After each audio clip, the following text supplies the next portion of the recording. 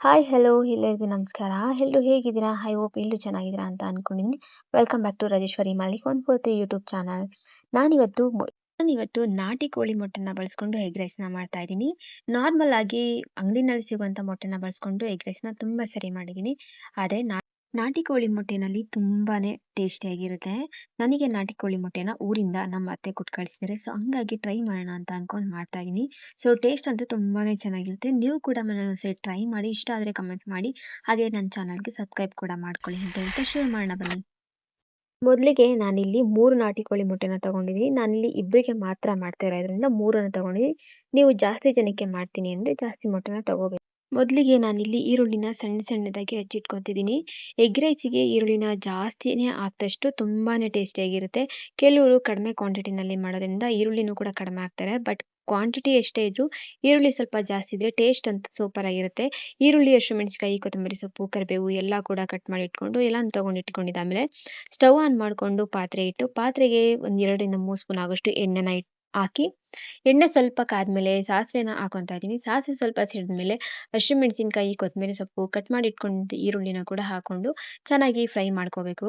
ಈರುಳ್ಳಿ ಸ್ವಲ್ಪ colour change ಆಗೋವರೆಗೂ ಹುರ್ಕೊಂಡು ಈರುಳ್ಳಿ ಕಲರ್ ಚೇಂಜ್ ಆದ್ಮೇಲೆ ಇದಕ್ಕೆ ರುಚಿಗೆ ಎಷ್ಟು ಬೇಕೋ ಅಷ್ಟು ಉಪ್ಪನ್ನ ಕೂಡ ನಾನು ಹಾಕೊತಾ ಇದ್ದೀನಿ.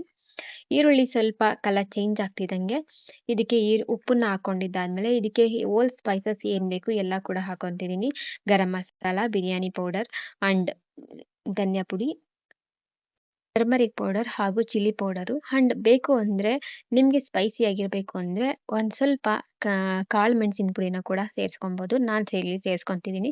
ಸೊ ಟೇಸ್ಟ್ ಅಂತೂ ಅಲ್ಟಿಮೇಟ್ ಆಗಿರುತ್ತೆ ಮೆಣಸಿನ ಪುಡಿನ ಸೇರಿಸೋದ್ರಿಂದ. ಸೊ ಹಂಗಾಗಿ ಹಾಕೋತಿದ್ದೀನಿ. ಸೊ ಎಲ್ಲ ಸ್ಪೈಸಸ್ನು ಸೇರಿಸ್ಕೊಂಡಿದ್ದಾದ್ಮೇಲೆ ಇದನ್ನು ನೀಟಾಗಿ ಹುರ್ಕೋಬೇಕು. ಪೌಡರ್ನಲ್ಲಿರುವಂಥ ಆ ಸ್ಪೈಸಸ್ನಲ್ಲಿ ಏನು ಹಸಿ ವಾಸನೆ ಇದೆಯೋ ಅದು ನೀಟಾಗಿ ಹೋಗೋವರೆಗೂ ಹುರ್ಕೋಬೇಕು. ಸ್ವಲ್ಪ ಚೆನ್ನಾಗಿ ಹುರ್ಕೊಂಡಿದ್ದೆಲ್ಲ ಆದಮೇಲೆ ಇದಕ್ಕೆ ನಾವು ತೊಗೊಂಡಿರುವಂಥ ಮೊಟ್ಟೆನ ಒಡೆದು ನೀಟಾಗಿ ಹಾಕೋಬೇಕು ಇದಕ್ಕೆ. ಸೊ ನಾನಿಲ್ಲಿ ಮೊಟ್ಟೆನ ನೀಟಾಗಿ ಹೊಡೆದು ಹಾಕೋತಾ ಇದ್ದೀನಿ. ಸೊ ಸ್ಟವ್‌ನ ಲೋ ಫ್ಲೇಮ್‌ನಲ್ಲಿ ಇಟ್ಕೊಂಡು ಮೊಟ್ಟೆನ ಹೊಡೆದು ಹಾಕೊಳ್ಳಿ. ಇಲ್ಲ ಅಂತಂದರೆ ಇರುವಂಥ ಈರುಳ್ಳಿ ಸೀದೋಗ್ಬಿಡುತ್ತೆ. ಸೊ ಹಂಗಾಗಿ ಅವಾಗ ಟೇಸ್ಟು ಚೆನ್ನಾಗಿ ಬರೋದಿಲ್ಲ. ಹಂಗಾಗಿ ಮೊಟ್ಟೆನ ಹಾಕೋಬೇಕಾದ್ರೆ ಸ್ಟವ್‌ನ ಲೋ ಫ್ಲೇಮ್‌ನಲ್ಲೇ ಇಟ್ಕೊಳ್ಳಿ.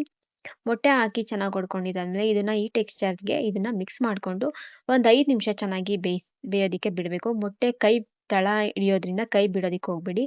ಸೌಟು ಹಿಡ್ಕೊಂಡು ಸೌಟು ಆಡಿಸ್ತಾನೆ ಇದ್ದರೆ ಸೊ ಚೆನ್ನಾಗಿರುತ್ತೆ. ಆವಾಗ ತಳ ಹಿಡಿಯೋದಿಲ್ಲ. ಸೊ ಇದು ಈ ಟೆಕ್ಸ್ಚರ್‌ಗೆ ಬಂದಿದೆ ಅಲ್ವಾ, ನೀಟಾಗಿ ಇವಾಗ ಬೆಂದಿದೆ, ರೆಡಿ ಕೂಡ ಆಗಿರುತ್ತೆ ಇದು. ನಾನಿವಾಗ ಇದಕ್ಕೆ ರೆಡಿ ಮಾಡಿ ಇಟ್ಕೊಂಡಿರುವಂಥ ರೈಸನ್ನು ಮಿಕ್ಸ್ ಮಾಡ್ಕೊತಿದ್ದೀನಿ. ನಾನು ಆಲ್ರೆಡಿ ರೈಸ್‌ನ ಮಾಡಿ ಇಟ್ಕೊಂಡಿದ್ದೆ. ಹಾಗಾಗಿ ಇದಕ್ಕೆ ಸೇರಿಸ್ಕೊತಾ ಇದ್ದೀನಿ. ನಿಮಗೆ ಜಾಸ್ತಿ ಕ್ವಾಂಟಿಟಿ ಬೇಕು ಅಂತಂದರೆ ಜಾಸ್ತಿ ಕ್ವಾಂಟಿಟಿನಲ್ಲಿ ಮಾಡ್ಕೋಬೋದು. ನಾನಿಲ್ಲಿ ಇಬ್ಬರಿಗೆ ಮಾತ್ರ ಮಾಡ್ತಾ ಇದ್ದೀನಿ ಅಲ್ವಾ, ಹಾಗಾಗಿ ಸ್ವಲ್ಪನೇ ಮಾಡ್ಕೊತಿದ್ದೀನಿ.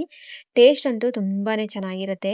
ನಾಟಿ ಕೋಳಿ ಮೊಟ್ಟೆನಲ್ಲಿ ಒಂದ್ಸರಿ ಟ್ರೈ ಮಾಡಿ, ಖಂಡಿತ ನಿಮಗೆ ಇಷ್ಟ ಆಗುತ್ತೆ. ಇಷ್ಟ ಆದರೆ ನೀವು ಕೂಡ ಮಾಡ್ಕೊಂಡು ತಿನ್ನಿ ಆ್ಯಂಡ್ ಮನೇಲಿ ಕೂಡ ಇಷ್ಟಪಟ್ಟು ತಿಂತಾರೆ. ಆ್ಯಂಡ್ ಆಲ್ಸೋ ಮಕ್ಳಿಗೆ ಕೂಡ ತುಂಬಾ ಇಷ್ಟ ಆಗುತ್ತೆ. ಸೊ ಅವರೆಲ್ಲರಿಗೂ ಖುಷಿಯಾಗಿದ್ದರೆ ನಿಮಗೂ ಖುಷಿ ಅಲ್ವಾ, ಹಾಗಾಗಿ ಸೊ ಎಲ್ಲ ಮಿಕ್ಸ್ ಮಾಡಿಕೊಂಡು ಆದಮೇಲೆ ನಾನು ಲಾಸ್ಟಲ್ಲಿ ಕೊತ್ತಂಬರಿ ಸೊಪ್ಪನ್ನ ಕೂಡ ಆ್ಯಡ್ ಮಾಡ್ಕೊತಾ ಇದ್ದೀನಿ.